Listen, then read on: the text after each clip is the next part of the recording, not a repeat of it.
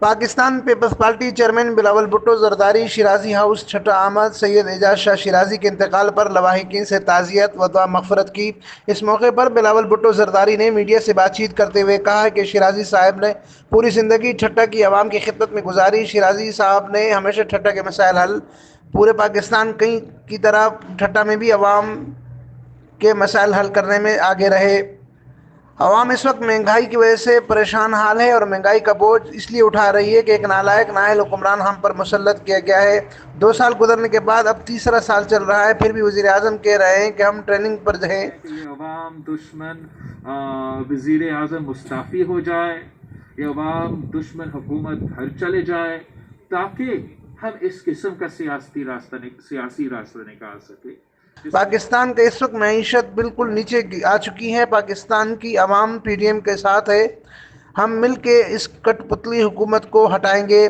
P D M کا جیت Pakistan Peoples party کی جیت، پیپلز پارٹی کی جیت پی ڈی ایم کی جیت سے وابستہ ہے اور ہم سب اس موقف پر ایک ہیں۔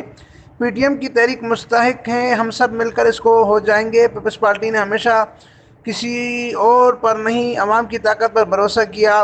اس وقت ملک مہنگائی عروج پر ہے، عوام پی ڈی ایم کے ساتھ دے تاکہ اس حکومت کا مقابلہ کریں۔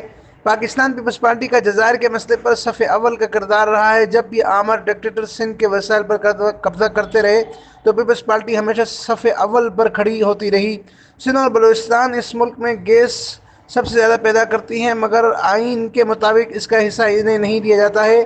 ہم نے ہمیشہ ان کو انتخابات میں شکست دی ہے، ہم اپنے احتجاج کے تھرو ان کو شکست دیں گے۔ نیشنل ایکشن پلان پہ عمل نہیں ہو رہا، اس لیے اس وقت بھی دہشت گردی جاری ہے۔ آج ہزارہ کوئٹہ میں جو دہشت گردی ہوئی اس کی ہم شدید مذمت کرتے ہیں۔